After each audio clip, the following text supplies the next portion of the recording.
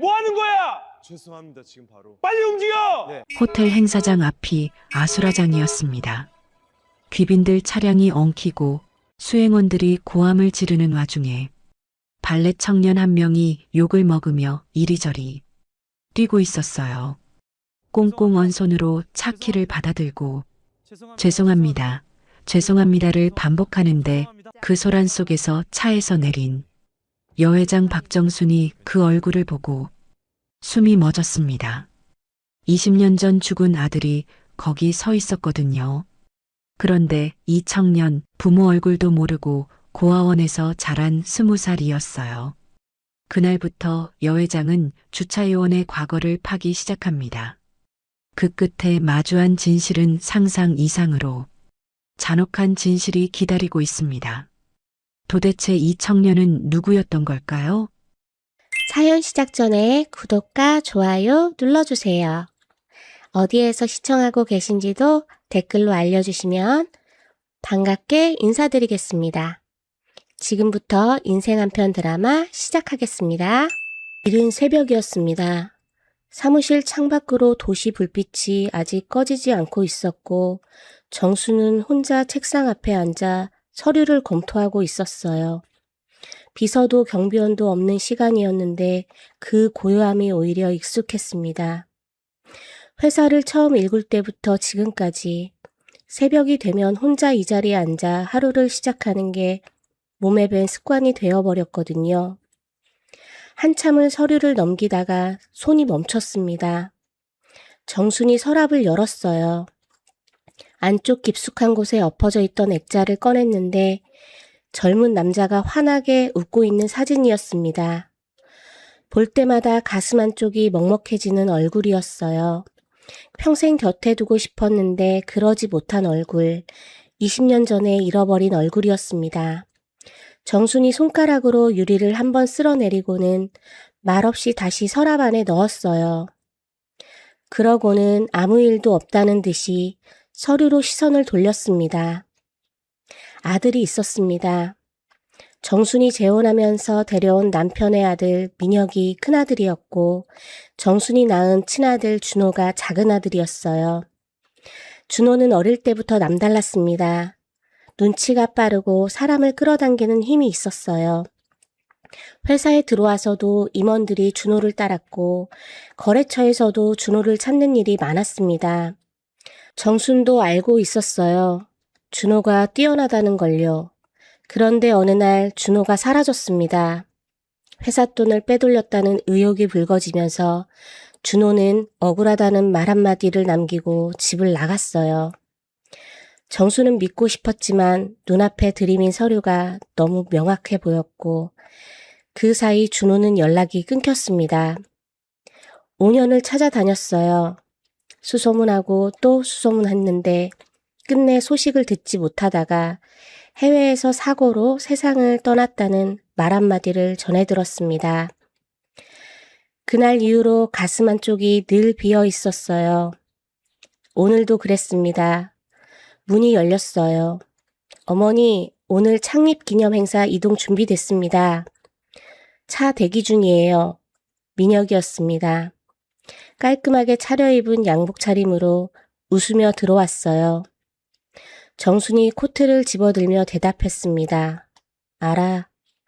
민혁이 덧붙였어요. 오늘 언론도 오고 주요 거래처도 다 옵니다. 중요한 자리예요. 어머니 컨디션은 괜찮으시죠?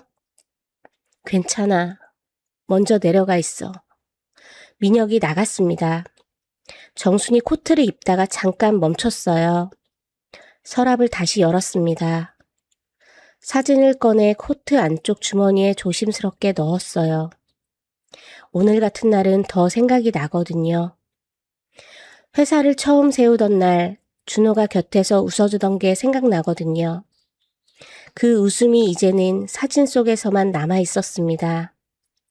호텔 행사장에 도착했을 때 이미 사람들이 가득 들어차 있었어요. 정장 차림의 임원들과 거래처 대표들, 카메라를 든 기자들이 홀 안을 빼곡히 채우고 있었는데 정순이 들어서자 박수 소리가 울려 퍼졌습니다. 단상에 오르고 마이크 앞에 서자 수백 명의 시선이 한꺼번에 몰렸어요. 준비된 인사말이 흘러나왔습니다. 목소리는 흔들리지 않았고 눈빛도 흔들리지 않았어요. 이 자리에 몇 번을 섰는지 셀 수도 없을 만큼 익숙한 풍경이었는데 그래도 가슴 한쪽이 늘 비어 있었습니다. 오늘도 그랬어요. 박수 소리 속에서도 어딘가 멀고 공허한 느낌이 가시지 않았는데 그 느낌은 아무리 세월이 흘러도 익숙해지지 않았습니다. 행사가 끝나고 사람들이 몰려들었어요. 수고하셨습니다. 덕분에 자리가 빛났습니다. 인사말이 끊임없이 이어졌고 정수는 일일이 웃으며 받았습니다. 악수를 나누고 고개를 끄덕이면서도 마음 한쪽은 늘 다른 곳에 가 있었어요. 오늘처럼 사람이 많은 날일수록 더 그랬습니다. 이 많은 사람들 속에서 정수는 언제나 혼자였거든요. 호텔을 나서는데 늦가을 바람이 목덜미를 파고들었습니다. 민혁이 옆에서 거래처 대표와 이야기를 나누고 있었고 비서가 다음 일정을 귓속말로 전해줬어요. 정순이 고개를 끄덕이며 계단을 내려오는데 주차장 입구에서 발렛 요원이 뛰어나왔습니다. 검은 세단이 천천히 들어왔고 발렛 요원이 재빠르게 차 문을 열었어요. 정순이 타려다가 고개를 들었습니다. 그 순간이었어요. 온몸이 굳어버렸습니다. 눈앞에 서 있는 발렛 요원 얼굴이었어요. 눈매며 콧날이며 턱선까지 코트 안쪽 주머니 속에 넣어둔 그 사진 속 얼굴과 너무도 똑같았습니다. 심장이 쿵 내려앉았고 숨이 막혔어요. 주변 소리가 다 멀어지는 것 같았는데 발렛 요원이 아무것도 모른 채 차 문을 잡고 서 있었습니다. 회장님 괜찮으세요? 목소리가 멀게 들렸어요. 정순이 겨우 정신을 차리고 차에 올라탔습니다. 차가 서서히 움직이기 시작했는데도 정수는 창밖만 바라보고 있었어요. 코트 안쪽 주머니에 손을 넣었습니다. 사진이 손끝에 닿았고 그 순간 손이 떨렸어요. 설마 싶다가도 아니야 그럴 리 없어 하는 생각이 머릿속에 계속 맴돌았는데 그래도 그 얼굴이 자꾸만 눈앞에 아른거렸습니다. 다음 날이었습니다. 정순이 호텔에 들렀을 때 차에서 내리자마자 발렛 요원이 뛰어왔어요. 어제 그 얼굴이었습니다. 정순이 선글라스 너머로 찬찬히 봤어요. 눈매며 콧날이며 보면 볼수록 가슴 깊은 곳이 저려왔는데 발렛 요원이 차키를 받아들고 돌아서자 정순이 비서한테 조용히 말했습니다. 저 발렛 청년 있잖아. 어떤 사람인지 좀 알아봐줘. 비서가 알겠습니다 하고 나가자 정순이 로비 소파에 앉아 커피를 시켰어요. 유리창 너머 주차장이 보이는 자리였습니다. 커피잔을 손에 쥔 채 창밖을 바라봤어요. 그 청년이 보였습니다. 손님 차를 몰고 나갔다가 다시 뛰어 들어오고 차키를 받아들고 또 뛰어나가기를 반복했는데 추운 날씨에 점퍼 하나만 걸치고 있었어요. 뛰다가 잠깐 멈춰서서 두 손을 모아 입김을 후 불더니 이내 또 뛰었습니다. 손이 많이 시렸을 텐데도 쉬지 않고 움직이는 모습이었어요. 정순이 커피를 한 모금 마시다가 그 모습에서 시선을 거두지 못했습니다. 저 나이에 저렇게 혼자 버티고 있구나 싶었는데 그 생각이 드는 순간 가슴 한쪽이 먹먹해졌어요. 밥은 제대로 먹고 있는 건지 저 얇은 점퍼 하나로 겨울을 버티는 건지 물어보고 싶었지만 물어볼 수가 없었습니다. 정순이 커피잔을 내려놓았어요. 커피는 한 모금밖에 마시지 않았는데 이미 다 식어 있었습니다. 한참을 그렇게 바라보고 있는데 주차장 안쪽에서 고함 소리가 들려왔어요. 이거 어떻게 할 거야? 내 차 긁혔잖아. 벌겋게 달아오른 얼굴로 만취한 중년 남자가 발렛 청년 멱살을 잡고 흔들고 있었습니다. 청년이 고개를 숙인 채 죄송합니다. 죄송합니다를 반복하고 있었어요. 호텔 지배인이 달려왔는데 손님 편이었습니다. 되려 청년한테 어떻게 된 일이냐고 다그치는 눈빛이었어요. 청년 얼굴이 하얗게 질렸습니다. 조금 전까지 손을 호호 불며 뛰어다니던 청년이 이제는 멱살이 잡힌 채 고개를 숙이고 있었어요. 억울해도 아무 말도 못하는 모습이었는데 그 모습이 가슴에 박혔습니다. 정순이 자리에서 일어섰어요. 잠깐요. 로비를 가로질러 주차장으로 나갔어요. 정순이 지배인을 똑바로 봤습니다. 제가 방금 안에서 다 봤는데 이 청년 잘못이 아닙니다. 손님 차가 들어올 때부터 이미 긁혀 있었어요. 차 수리비는 제가 책임지겠습니다. 손님이 정순이 누군지 알아보는 눈치였어요. 기세가 한풀 꺾이더니 슬며시 물러섰고 지배인이 허리를 굽혔습니다. 정순이 그냥 돌아섰어요. 뒤에서 지배인이 청년한테 뭐라고 하는 소리가 들렸는데 정수는 듣지 않았습니다. 청년이 뒤따라왔어요. 정말 감사합니다. 제가 어떻게 보답을 해야 할지 목소리가 떨렸습니다. 억울함을 꾹 참고 있던 게 역력했어요. 정순이 걸음을 멈추지 않은 채 물었습니다. 밥은 먹었어? 청년이 잠깐 멈칫했다가 대답했어요. 아니요. 정순이 그제야 걸음을 멈추고 돌아봤습니다. 바람에 빨갛게 달아오른 뺨이었어요. 아까 입김을 불던 그 손이 지금도 새빨갛게 얼어 있었습니다. 제대로 먹지 못한 게 얼굴에 역력했어요. 정순이 말했습니다. 그럼 같이 먹자.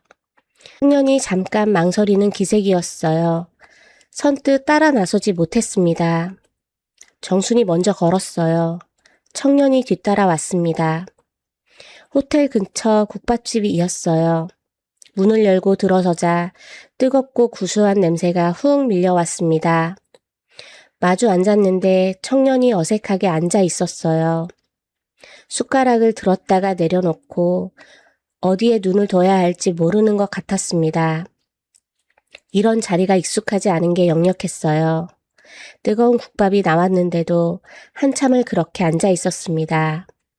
정순이 먼저 국물 한 모금 마셨어요. 우리 아들이랑 닮았어. 오래전에 사고로 잃었거든. 청년이 숟가락을 멈췄습니다. 뭐라고 대꾸해야 할지 모르는 것 같았어요. 정순이 더 말을 잇지 않았습니다. 국밥 국물이 왜 이렇게 짜냐고 했는데 그 눈가에 눈물이 맺혀 있었어요. 청년이 그걸 보면서 아무 말도 하지 못했습니다. 둘이 말없이 국밥을 먹었어요. 숟가락 소리만 났습니다. 뜨거운 국물이 몸속으로 들어오는 게 느껴지는 것 같았어요. 오랜만에 따뜻한 밥이었습니다. 국밥집을 나오면서 정순이 물었어요.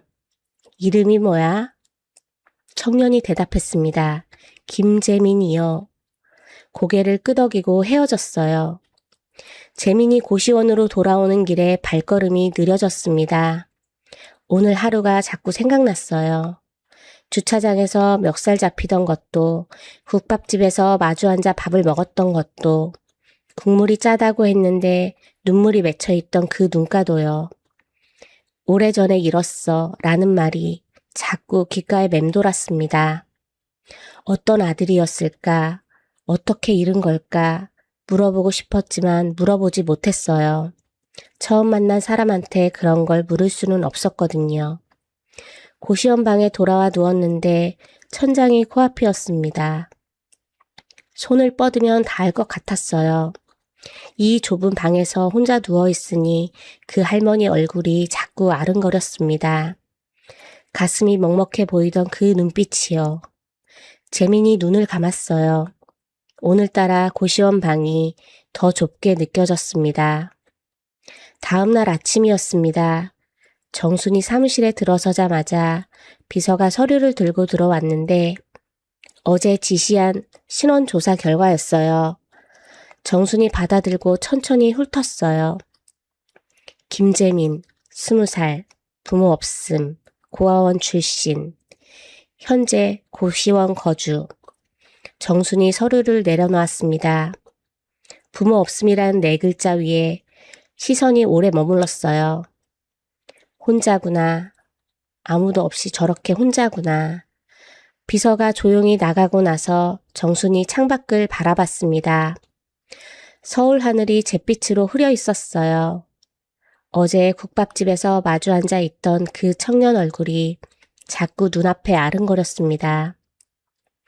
밥 먹었냐고 물었을 때 아니요 했던 그 목소리가요. 어릴 때부터 혼자였던 거구나. 누가 밥 먹었냐고 물어봐 주는 사람도 없이 저렇게 살아온 거구나. 정순이 코트 안쪽 주머니에 손을 넣었어요. 사진이 손끝에 닿았습니다. 준호야, 저 아이 얼굴이 왜 이렇게 내 얼굴이냐. 그날부터 정순이 호텔에 들를 때마다 재민이 차 문을 열었습니다.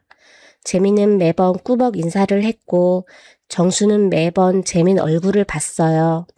볼 때마다 가슴 한쪽이 저렸습니다. 어느 날 오후였어요. 정순이 로비를 나서는데 재민이 주차장 구석에서 혼자 서 있었습니다. 손을 호호 불고 있었어요. 점심시간인데 도시락도 없었고 어디 나가지도 않았습니다. 정순이 멈췄어요. 잠깐 보다가 편의점으로 들어갔습니다. 따뜻한 것들을 몇 개 사서 나왔어요. 재민한테 건넸습니다. 먹어. 재민이 눈을 동그랗게 떴어요. 아, 감사합니다. 정순이 대답 없이 돌아섰습니다.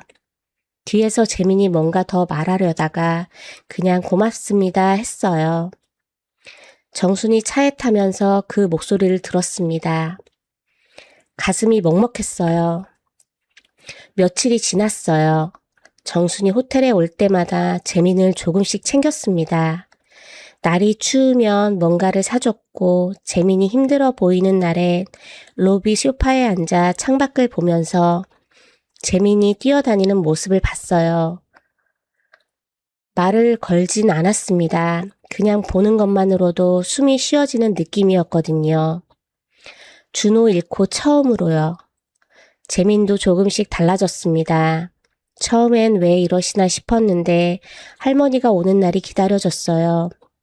누군가 밥 먹었냐고 물어봐 주는 게 오랜만이었거든요. 차 문을 열어드릴 때마다 할머니 눈빛이 이상하다고 생각했는데 그게 싫지 않았습니다. 오히려 따뜻했어요. 그 무렵이었어요. 민혁 사무실로 보고가 들어왔습니다. 어머니가 호텔 발렛 청년을 자꾸 챙긴다는 내용이었어요.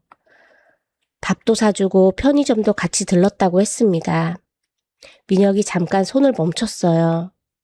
어머니가 생면부지 청년한테 그렇게까지 챙긴다는 게 마음에 걸렸습니다. 이유가 있을 것 같았어요. 직접 확인하러 가기로 했습니다. 호텔 주차장 쪽에서 발렛 요원들이 움직이는 걸 지켜보고 있는데 재민이 손님 차를 몰고 들어왔어요. 차에서 내리는 순간이었습니다. 민혁이 굳어버렸어요. 동생 준호였습니다. 20년 전 세상을 떠난 준호, 젊을 적 그 얼굴이 눈앞에 서 있었거든요. 숨이 막혔습니다. 온몸에 소름이 돋았어요. 민혁이 천천히 뒤돌아왔습니다. 아무도 자기 표정을 보지 못하게요. 손이 떨렸어요. 이마에 땀이 맺혔습니다. 저 청년이 누구길래 어머니가 왜 챙기는 건지 머릿속이 복잡해졌어요. 사무실로 돌아오자마자 비서를 불렀습니다. 호텔 발렛 파킹하는 청년 있잖아. 신원 조사해. 비서가 알겠습니다 하고 나갔어요. 민혁이 창가에 서서 도시를 내려다봤습니다. 손을 주머니에 찔러 넣었는데 주먹이 쥐어졌어요. 며칠 후 비서가 결과를 들고 들어왔습니다. 민혁이 서류를 받아들고 천천히 훑었어요. 김재민, 20살, 부모 없음, 고아원 출신. 민혁이 서류를 내려놓으며 말했습니다. 이게 다야? 더 깊게 알아봐봐. 부모가 누군지, 뿌리가 어딘지 전부. 비서가 나갔어요. 민혁이 혼자 사무실에 앉아 있었습니다. 저 얼굴이 계속 머릿속에서 떠나지 않았어요. 준호였습니다. 분명히 준호 얼굴이었어요. 민혁이 이를 악물었습니다. 며칠 후였습니다. 비서가 서류를 들고 들어왔는데 민혁이 받아들고 천천히 훑어 내려가다가 맨 아래 한 줄에서 눈이 멈췄어요. 아버지 이름 김준호? 손끝이 싸늘해졌습니다.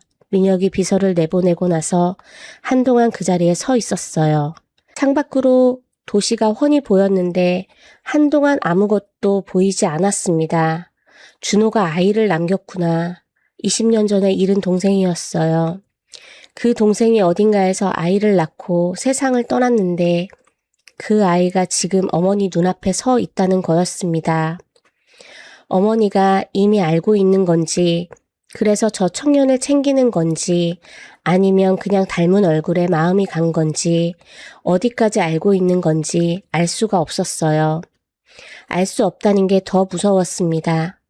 민혁이 천천히 창가로 걸어갔어요. 저 청년이 어머니한테 손자로 인정받는 날이 오면 수십 년을 기다려온 게 한순간에 무너진다는 걸 누구보다 잘 알고 있었습니다. 준호는 어머니 친아들이었고 민혁은 어머니가 재혼한 남편이 데려온 아들이었어요. 어머니가 늘 공평하게 대해줬지만 마음 깊은 곳에 뭔가 다른 게 있다는 걸 민혁은 어릴 때부터 느끼고 있었습니다. 그걸 인정하고 싶지 않았지만 부정할 수도 없었어요. 준호가 살아있는 동안 내내 그랬고 준호가 사라지고 나서야 처음으로 그 무게가 거치는 느낌이었거든요. 그런데 지금 저 청년이 그 무게를 다시 들고 나타난 거였습니다. 어머니가 알아보기 전에 치워야 했어요. 민혁이 전화기를 들었습니다. 호텔 발레 파킹하는 김재민, 당장 해고해.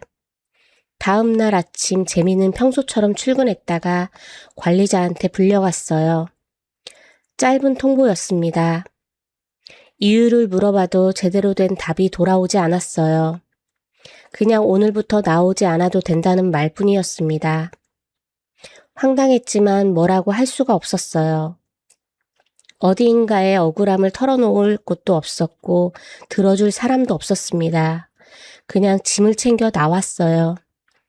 호텔 정문을 나서면서 뒤를 한번 돌아봤는데 유리문 너머로 로비 소파가 보였습니다. 그 할머니가 앉아있던 자리였어요. 며칠째 오지 않으셨거든요. 이제 여기서 일을 못하게 됐으니 다시 볼 수 있을지 몰랐습니다. 재민이 고개를 돌리고 걸음을 옮겼어요. 다른 알바를 구하러 다녔는데 이상하게도 어딜 가도 막혔습니다. 면접을 보러 가면 분위기가 이상했고 이력서를 내면 연락이 오지 않았어요. 처음엔 그냥 운이 없나 보다 싶었는데 이게 한두 군데가 아니었습니다. 어딜 가도 똑같았어요. 뭔가 이상하다는 느낌이 들었지만 그게 뭔지 알 수 없었습니다. 재미는 몰랐어요. 누군가 손을 쓰고 있다는 걸요. 고시원방 천장을 올려다 보면서 오늘 하루를 되짚었습니다. 면접관이 이력서를 받아들고 잠깐 훑어보다가 내려놓던 그 표정이 생각났어요. 뭔가 알고 있는 사람 같은 표정이었는데 그게 뭔지 알 수가 없었습니다. 그러다 문득 그 할머니가 생각났어요. 편의점에서 아무 말 없이 따뜻한 걸 사다 주던 그 손이 밥은 먹었어? 하고 걸음을 멈추던 그 모습이 자꾸 떠올랐습니다. 연락처가 없었고 이름도 몰랐는데 그게 이렇게 아쉬울 줄은 몰랐어요. 창밖에 찬바람이 불고 있었는데 고시원 방이 그 어느 때보다 차갑게 느껴졌습니다. 한편 정수는 며칠째 호텔에 들렀는데 재민이 보이지 않았어요. 비서한테 알아보라고 했더니 해고됐다는 말이 돌아왔습니다. 정순이 그냥 넘어가지 않았어요. 지배인을 직접 불렀습니다. 왜 해고됐는지 말해봐요. 지배인이 눈을 피하면서 우물쭈물했어요. 뭔가 말하기 어려운 게 있는 것 같았는데 한참을 머뭇거리다가 작게 말했습니다. 부회장님이 지시가 있었습니다. 정순이 잠깐 말이 없었어요. 부회장님이라고? 민혁이라고? 지배인을 돌려보내고 나서 창밖을 바라봤습니다. 왜? 저 청년이 민혁이랑 무슨 상관인데? 저 청년을 한 번도 만난 적이 없을 텐데? 왜 굳이 해고를 지시한 건지 이유를 알 수가 없었어요. 코트 주머니에 손을 넣었더니 사진이 손끝에 닿았습니다. 그 청년은 지금 어디서 어떻게 지내고 있을까? 밥은 먹고 있을까? 그리고 민혁이 왜 저 청년을 내보낸 건지 여러 가지 생각이 한꺼번에 밀려왔어요. 창밖으로 찬바람이 유리창을 두드리고 있었습니다. 그냥 두고 볼 수가 없었어요. 민혁이 왜 저 청년을 내보냈는지 지배인이 우물쭈물하면서 내뱉은 한마디가 며칠째 머릿속에서 떠나질 않았거든요. 정순이 비서한테 주소만 받아들고 혼자 나섰습니다. 기사도 비서도 없어요. 고시원 앞에 내리자 건물이 낡고 좁았어요. 복도에 들어서니 벽지가 군데군데 뜯겨 있었고 형광등 하나가 깜빡이면서도 복도를 어둡게 만들고 있었습니다. 좁은 복도를 걸어가면서 정수는 아무 말도 하지 않았어요. 이런 곳에서 혼자 살고 있구나 싶었는데 그 생각을 하니 발걸음이 무거워졌습니다. 재민 방 앞에 서서 문을 두드렸어요. 한참 만에 문이 열렸는데 재민이었습니다. 며칠 사이에 얼굴이 확 달라져 있었어요. 눈밑이 거뭇하게 가라앉아 있었고 입술이 말라 있었습니다. 정순이 그 얼굴을 보는 순간 가슴 한쪽이 쿵 내려앉았어요. 밥을 제대로 못 먹은 게 얼굴에 고스란히 나와 있었는데 그 얼굴이 자꾸 준호랑 겹쳤습니다. 재민이 정순을 보고 눈을 동그랗게 떴어요. 할머니, 정순이 재민 얼굴을 한참 들여다봤습니다. 그러고는 짧게 말했어요. 나와, 밥 먹자. 재민이 뭔가 말을 하려다가 그냥 외투를 집어들었습니다. 골목을 걸어 국밥집으로 향하는 길이었어요. 찬바람이 골목을 훑고 지나갔는데 재민이 점퍼깃을 세우면서 두 손을 주머니에 찔러 넣었습니다. 정순이 그 모습을 보면서 말없이 걸었어요. 저러고 혼자 버텨왔구나 싶었는데 말이 나오지 않았습니다. 민혁이 왜 저 청년을 내보냈는지 그 생각이 걸음마다 따라왔어요. 뭔가 이유가 있을 텐데 그게 뭔지 알아야 했습니다. 그때였어요. 정순이 갑자기 발걸음을 멈췄습니다. 가슴 한쪽이 조여오면서 숨이 짧아졌어요. 눈앞이 흔들렸습니다. 지병이었어요. 평소엔 약을 챙겨 먹으면서 버텼는데 오늘은 약을 가져오지 못했거든요. 정순이 벽에 손을 짚으면서 재민한테 힘겹게 말했습니다. 재민아, 삼성병원 거기로. 재민이 정순 팔을 잡으면서 얼굴이 하얗게 질렸어요. 망설임 없이 정순을 부축하고 큰 길로 뛰어갔습니다. 손을 흔들어 택시를 잡았어요. 기사님, 삼성병원이요. 빨리 가주세요. 차 안에서 정순이 눈을 감고 있었는데 재민이 손을 꼭 쥐고 있었습니다. 투박하고 차가운 손이었는데 꼭 쥐고 있었어요. 정순이 그 온기를 느끼면서 눈을 감은 채로 있었습니다. 이 손이 왜 이렇게 따뜻하냐. 눈물이 날 것 같았어요. 병원에 도착해서 재민이 정순을 부축해 들어갔습니다. 의사들이 달려왔고 정순은 안쪽으로 들어갔어요. 재민은 복도 의자에 혼자 앉아서 기다렸습니다. 할머니가 어떤 분인지도 몰랐고 어디 연락해야 할지도 몰랐어요. 그냥 거기 있었습니다. 발걸음 소리, 카트 소리, 어디선가 낮게 우는 소리. 병원 소리는 쉬지 않고 시끄러웠는데 재민 귀에는 아무 소리도 들리지 않았어요. 그냥 처치실 문만 바라보고 있었습니다. 얼마나 지났을까요? 복도 저쪽에서 의사와 간호사가 바쁘게 오가면서 나누는 얘기 소리가 재민 귀에 흘러 들어왔습니다. 회장님 혈액형이 RH-5형이라 각별히 신경 써야 해요. 국내에 몇 안 되는 혈액형이거든요. 재민이 천천히 고개를 들었어요. 회장님이라고? 그 할머니가 회장님이었어? 그런데 그 말보다 먼저 심장을 건드린 게 따로 있었습니다. RH-5형. 재민 자기 혈액형이었어요. 고아원 다닐 때 선생님이 내 혈액형은 굉장히 드문 거라고 했거든요. 국내에 몇 명 안 된다고 했습니다. 재민이 자리에서 천천히 일어나 지나가는 간호사를 불렀어요. 저기요. 저 혈액형이 RH-5형인데요. 이게 얼마나 희귀한 건가요? 간호사가 잠깐 멈추면서 말했습니다. 굉장히 희귀한 혈액형이에요.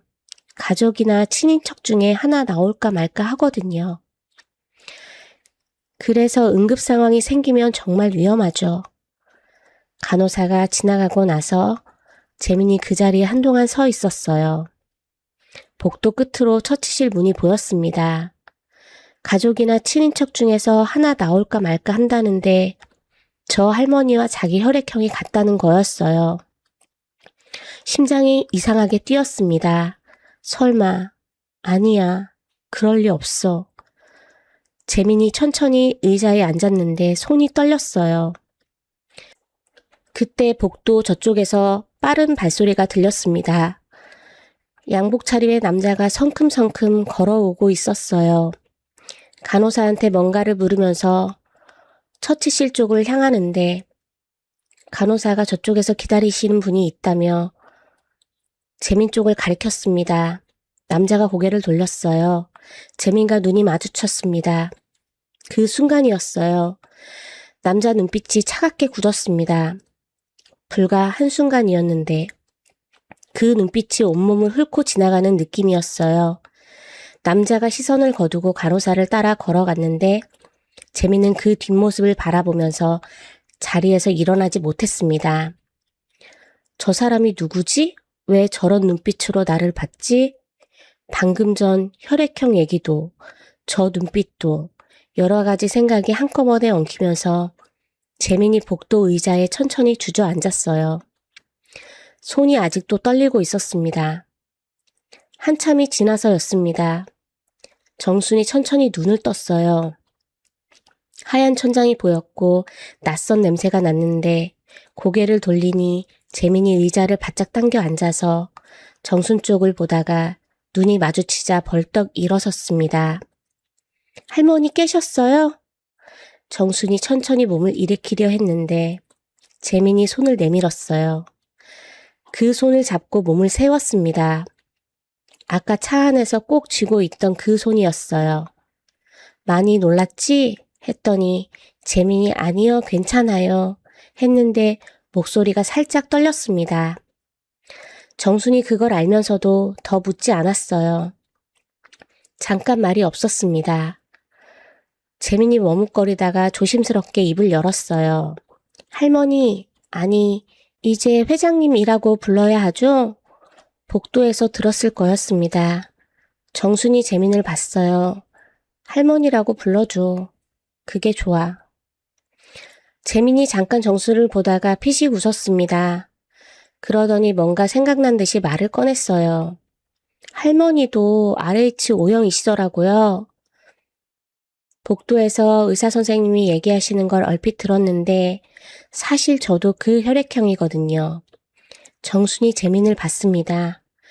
국내에 정말 몇 안 된다고 들었어요. 그런데 할머니도 같은 혈액형이시라니. 할머니 아드님이랑도 닮았다고 하셨잖아요. 신기하지 않아요? 진짜로? 재민이 웃으면서 말했는데 정수는 웃지 못했어요. 가슴이 두근거렸습니다. 닮았다고, 혈액형도 같다고 저 청년이 아무렇지 않게 꺼낸 말들이 정순 가슴 안에서 작은 불씨처럼 타오르고 있었어요. 할머니 손자로 태어났으면 좋았을걸요. 그러면 진짜 손자라고 부를 수 있었을 텐데. 재민이 농담처럼 던진 말이었는데 정수는 그 말이 오랫동안 귓속에 맴돌았습니다. 그때 문이 열렸어요. 민혁이었습니다.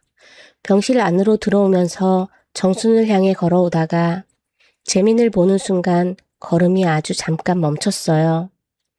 표정이 굳었다 풀리는 게 눈에 들어왔는데 정수는 그 찰나를 놓치지 않았습니다. 민혁이 걱정스러운 얼굴로 다가왔어요. 어머니 많이 놀라셨죠? 왜 혼자 나가셨어요? 비서한테라도 말씀하시지. 정순이 괜찮다고 했습니다. 민혁이 재민 쪽을 보면서 데려다줘서 고맙다고 했는데 말은 그렇게 했지만 눈빛은 달랐어요. 재민이 고개를 끄덕이면서 아닙니다 했습니다. 민혁이 의사한테 뭔가를 물어보러 나갔어요. 병실 안에 둘만 남았습니다. 정순이 재민을 봤어요. 아까 민혁이 걸음을 멈추던 그 순간이 머릿속에서 떠나질 않았습니다. 저 청년을 보는 순간 왜 저랬을까? 그 생각을 잠시 접어두고 정순이 조심스럽게 입을 열었어요.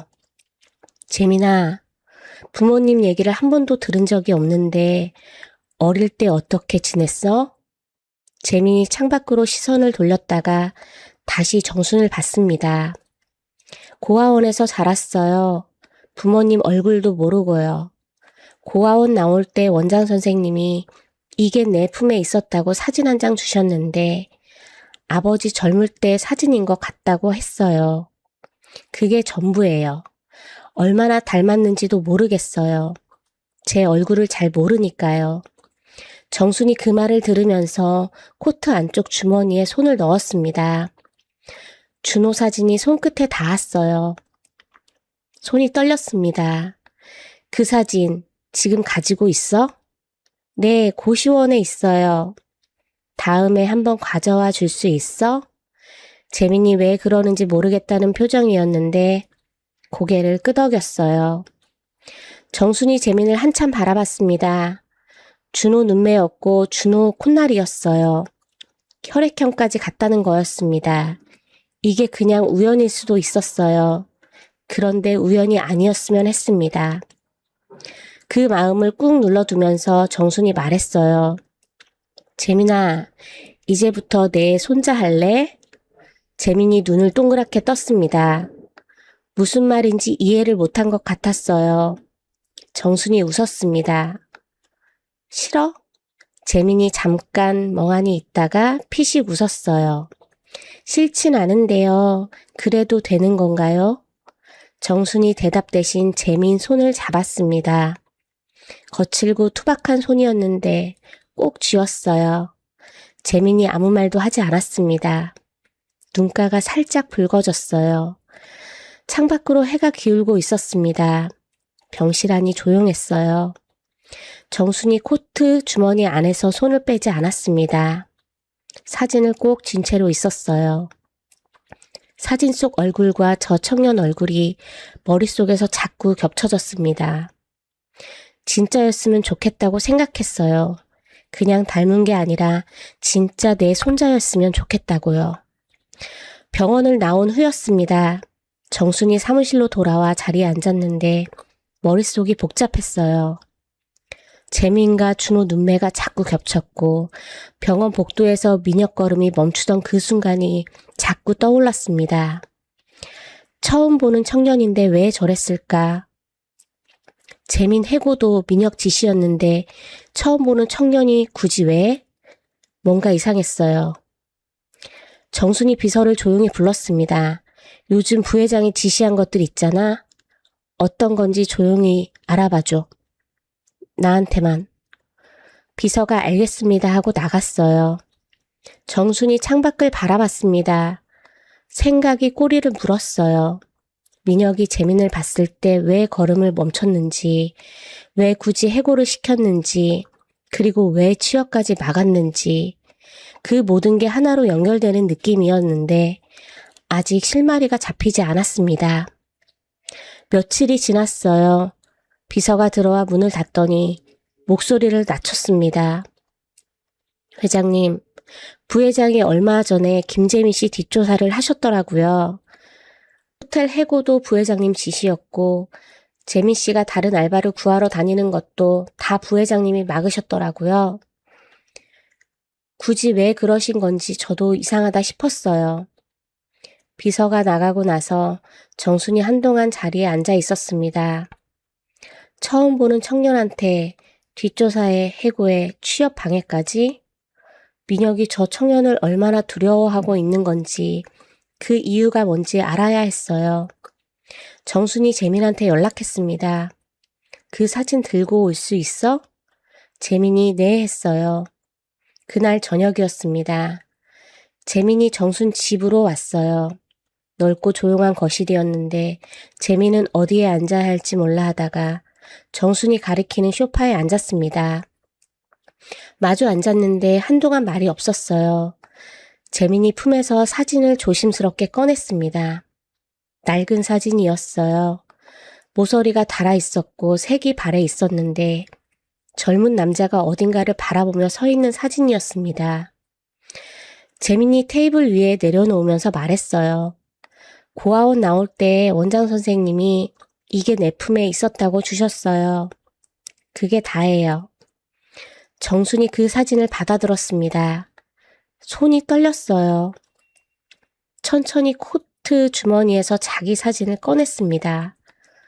창립 기념일부터 늘 품고 다니던 그 사진이었어요. 두 사진을 테이블 위에 나란히 놓았습니다. 방안이 조용해졌어요. 같은 사람이었습니다. 재민이 굳어버렸어요. 두 사진을 번갈아 보다가 정순을 봤습니다. 정순도 말을 잃었어요. 테이블 위에 놓인 두 사진만이 조용히 두 사람 사이에 있었습니다. 아무도 말을 하지 않았어요. 시계 소리만 들렸습니다. 정순이 먼저 입을 열었어요. 목소리가 떨렸습니다. 우리 아들이야, 준호. 재민이 사진을 봤어요. 그리고 정순을 봤습니다. 그리고 다시 사진을 봤어요. 눈이 흔들렸습니다. 뭐라고 해야 할지 몰랐어요. 한 번도 아버지라고 불러본 적 없는 사람이 사진 속에 있었는데 그 사람이 저 할머니 아들이라는 거였습니다. 정순이 준호 이야기를 꺼냈어요. 목소리가 낮고 천천히 흘러나왔습니다. 회사에서 억울하게 쫓겨난 것, 5년을 찾아다녔는데 끝내 소식을 듣지 못한 것, 해외에서 사고로 세상을 떠났다는 말을 전해 들었을 때 혼자 무너졌던 것까지요. 재민이 그 이야기를 들으면서 조용히 앉아 있었습니다. 태어나기 전의 이야기였어요. 아버지라고 불러본 적 없는 사람의 이야기였는데 그 이야기가 귓속으로 스며들면서 가슴 어딘가가 묵직하게 눌리는 것 같았습니다. 재민이 조용히 말했어요. 엄마한테 들은 건요? 아버지가 제가 태어나고 얼마 후에 해외에서 사고로 돌아가셨다고만 들었어요. 그게 다예요.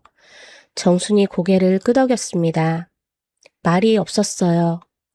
두 사람이 한동안 그렇게 앉아 있었습니다.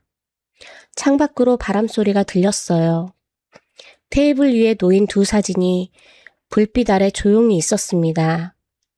재민이 돌아가고 나서 정순이 혼자 테이블 앞에 앉아 두 사진을 오래 들여다봤어요. 준호야, 내가 아이를 남겼구나. 이 아이가 내 아들이구나. 눈물이 흘렀는데 닿지 않았습니다. 얼마나 오래 그렇게 앉아 있었는지 몰랐어요. 그러다 정순이 천천히 자리에서 일어섰습니다. 비서를 다시 불렀어요. 25년 전 준호 해고건 처음부터 다시 파악해봐. 서류가 어디서 나왔는지, 누가 움직였는지 전부 다. 비서가 알겠습니다 하고 나갔습니다.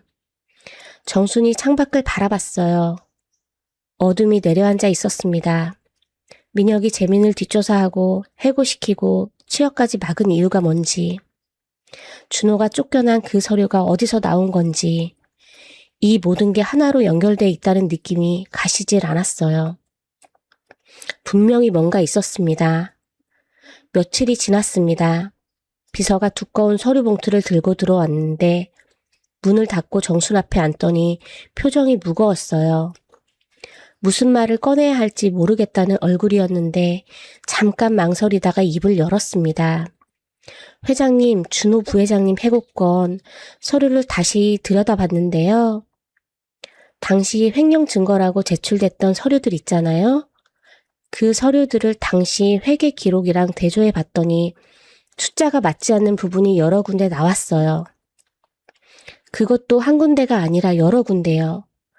그리고 서명 날짜도 문제가 있었는데 준호 부장님 서명이 찍혀 있는 날 준호 부장님은 출장 중이셨어요. 출장 기록이 지금도 남아 있거든요. 정순이 굳어버렸습니다. 서명 날짜에 출장 중이라고. 그 말이 귓속으로 들어오면서 가슴 한쪽이 서늘해졌어요. 비서가 계속했습니다. 당시 서류를 처음 가져온 사람이 누군지도 추적해 봤는데요. 부회장님 쪽 사람이었습니다. 그리고 그 서류를 이사회에 직접 제출하신 분도 부회장님이셨더라고요. 방안이 조용해졌어요. 정순이 말이 없었습니다. 민혁이었어요. 처음부터 민혁이었습니다. 준호를 내보내기 위해 서류를 만들고 이사회를 움직인 게 민혁이었던 거였어요. 그 사실이 머릿속에서 자리를 잡는 동안 숨이 막히는 것 같았습니다. 준호가 억울하다고 했는데 그 말을 믿어주지 못하고 내보냈는데 그게 전부 민혁이 꾸민 일이었다는 거였어요. 그리고요, 회장님, 비서가 목소리를 더 낮췄어요. 무언가 더 말하기 어려운 게 있는 것 같았는데 한참을 망설이다가 말했습니다. 준호 부장님이 회사에 한번 찾아오셨더라고요. 당시 방문자 기록에 이름이 남아 있었는데 그날 회장님한테는 보고가 안 됐어요. 이상하다 싶어서 당시 로비 담당 직원한테 확인해 봤더니 부회장님이 먼저 나오셔서 어머니한테는 알리지 말라고 하셨다고 하더라고요. 그래서 아무도 말을 못했던 거였어요. 정순이 그 말을 듣는 순간 숨이 멎는 것 같았습니다. 준호가 찾아왔었다고? 그날 자기가 회사에 있었는데, 같은 건물 안에 있었는데, 준호가 왔다는 걸 아무도 말하지 않았고 그 이유가 민혁이었다는 거였어요. 정순이 손을 꽉 쥐었습니다. 손끝이 하얗게 질렸어요. 비서가 조용히 나갔습니다. 정순이 혼자 앉아 있었어요. 손이 떨렸는데 멈추지 않았습니다. 눈물이 났는데 한동안 닦지 못했어요. 준호야, 내가 왔었구나. 엄마가 거기 있었는데 왜 그냥 갔어? 왜 기다리지 않았어? 아니었습니다. 기다렸을 거였어요. 얼마나 기다렸을까요? 회사 로비에 서서 엄마를 기다렸는데 끝내 안 나오니까 엄마가 자기를 외면한다고 생각하면서 돌아섰을 거였어요. 얼마나 서운했을까요? 얼마나 가슴이 아팠을까요? 그렇게 돌아가서 세상을 떠난 거였습니다. 엄마가 끝까지 자기를 버렸다고 생각하면서요. 정순이 두 손으로 얼굴을 감쌌어요. 어깨가 흔들렸습니다. 소리 없이 울었어요. 한참을 그렇게 있었는데 울면서도 머릿속은 멈추지 않았습니다. 민혁이었어요. 준호를 내보낸 것도, 준호가 찾아왔던 날 막은 것도, 재민을 해고시키고 취업을 막은 것도 처음부터 끝까지 민혁이었습니다. 그리고 정수는 그 옆에서 아무것도 모른 채 그 긴 세월을 살았어요. 민혁이 가져다준 서류를 믿었고, 민혁이 전해준 소식을 믿었고, 민혁이 괜찮다고 하니 괜찮은 줄 알았습니다. 그 사이에 준호는 혼자 세상을 떠났고 준호의 아들은 고아원에서 자랐어요. 자기 할머니가 있는데도 모른 채로요. 정순이 천천히 손을 내리고 눈물을 닦았습니다. 창밖을 바라봤는데 도시가 훤히 내려다 보였어요. 아무것도 보이지 않았습니다. 한동안 그렇게 서 있다가 자리에서 일어섰어요. 비서를 불렀습니다. 민혁한테 연락해. 나한테 와달라고. 비서가 알겠습니다 하고 나가자 정순이 책상으로 걸어가 서류를 집어들었습니다. 민혁이 만들어낸 서류였어요. 한참을 들여다봤어요. 이걸 믿었었구나. 이게 진짜인지 알았구나. 그래서 아무 말도 못하고 준호를 내보냈구나. 손이 떨렸습니다. 너무 늦었구나 싶었는데 그래도 멈출 수가 없었어요. 재민이 있었으니까요. 준호가 남긴 아이가 거기 있었으니까요. 다음 날이었습니다. 민혁이 정순 사무실로 들어왔어요. 평소처럼 깔끔한 양복 차림이었고 문을 열면서 어머니하고 웃으며 들어왔는데 정순이 자리에 앉은 채 아무 말도 하지 않았습니다. 민혁이 소파에 앉으면서 말했어요. 부르셨어요? 무슨 일 있으세요? 정순이 민혁을 봤습니다. 오래 봤어요. 민혁이 그 눈빛을 받으면서 표정이 살짝 굳었다가 다시 풀렸는데 정수는 그걸 느꼈습니다. 민혁아, 네, 준호 해고권 서류, 내가 만든 거지? 민혁이 굳어버렸습니다. 웃음이 사라졌어요. 잠깐 정순을 봤다가 시선을 내렸다가 다시 정순을 봤습니다. 그러더니 천천히 입꼬리를 올렸어요. 무슨 말씀이세요? 그 서류가 조작됐다고요? 증거가 있으세요? 정순이 말없이 책상에 서류를 밀었습니다. 회계 기록 대조 결과, 출장 기록, 방문 기록과 당시 로비 직원 진술까지 전부 거기 있었어요. 민혁이 그 서류를 천천히 집어들었습니다. 훑어봤어요. 표정이 굳어갔는데 그래도 내려놓으면서 말했습니다. 오래된 기록이에요. 이게 다 정확하다고 보장할 수는 없어요.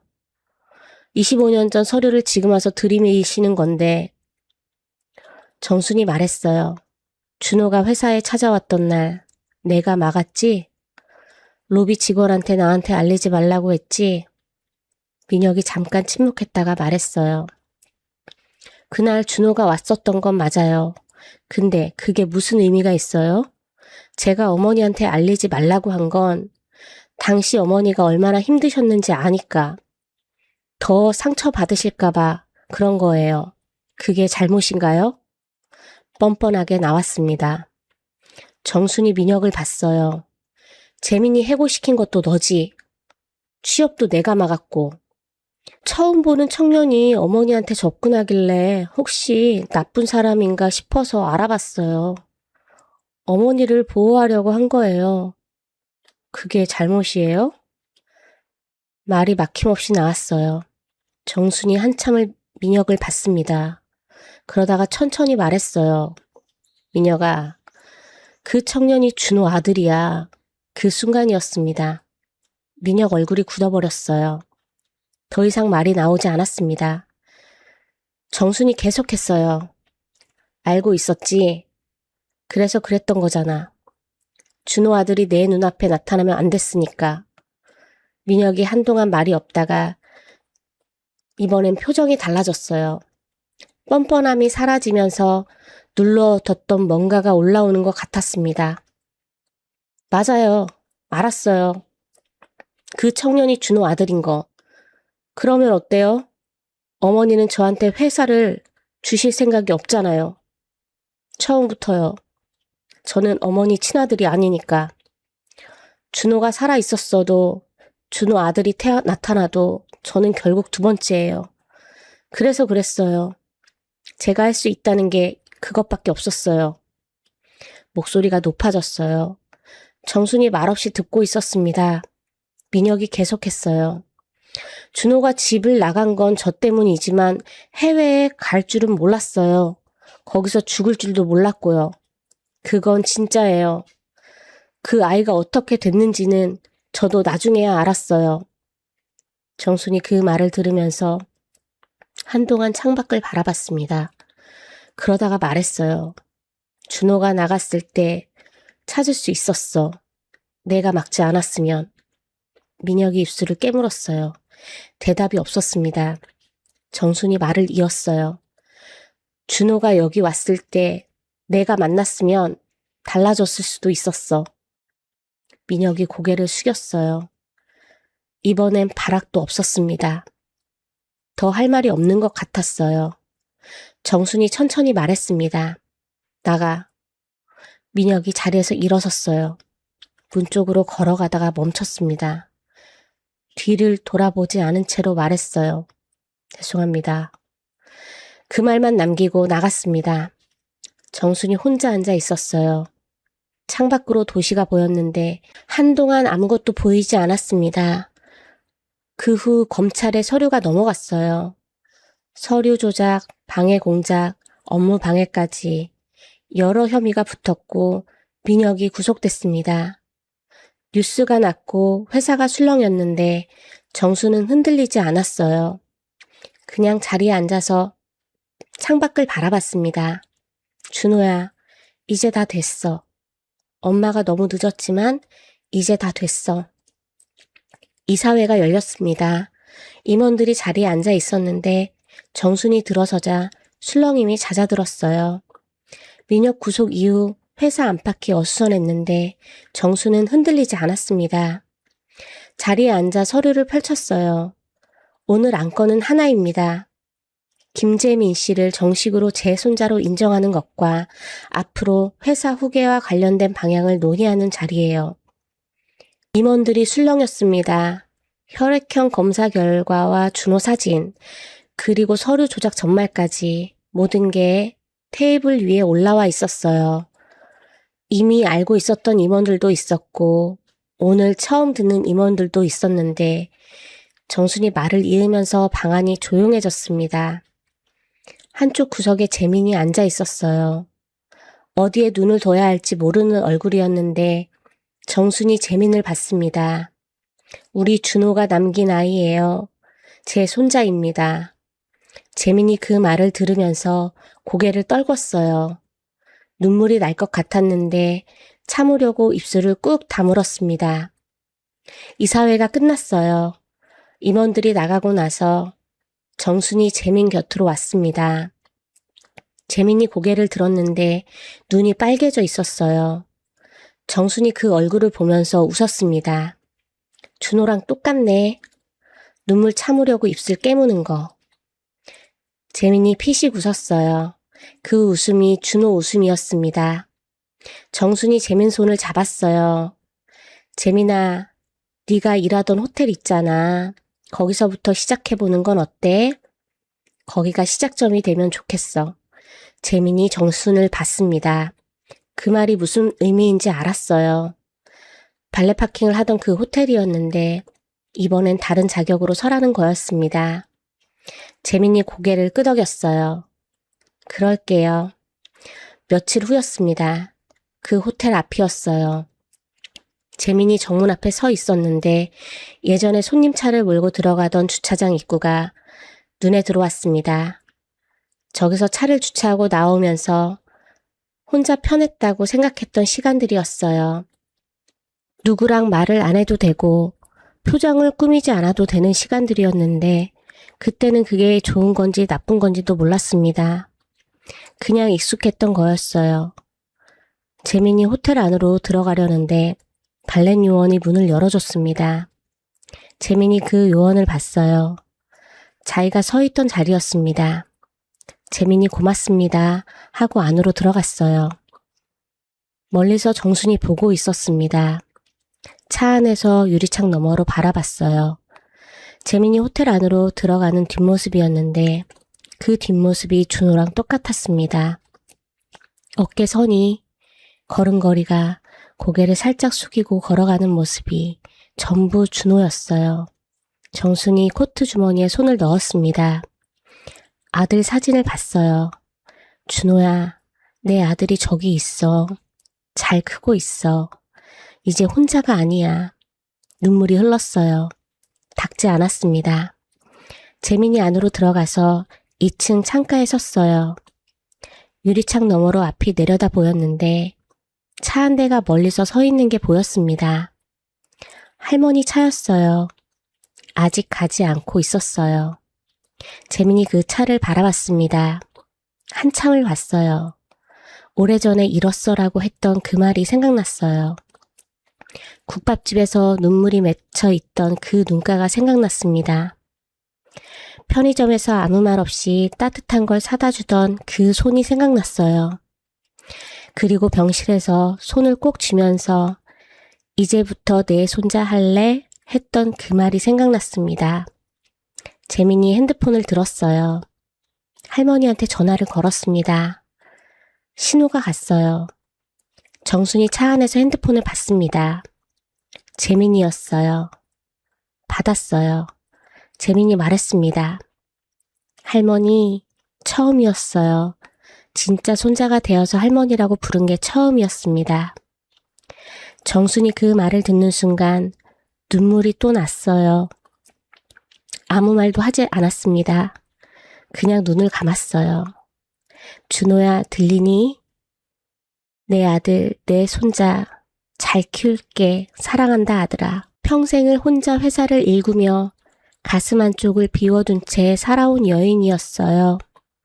아들을 잃고도 잃었다는 말조차 제대로 못하고 그냥 오늘도 괜찮다고 아무 일 없다는 듯이 살아온 사람이었습니다. 그런 정순이 어린 발레 청년의 얼굴에서 오래전에 떠나보낸 아들을 봤어요.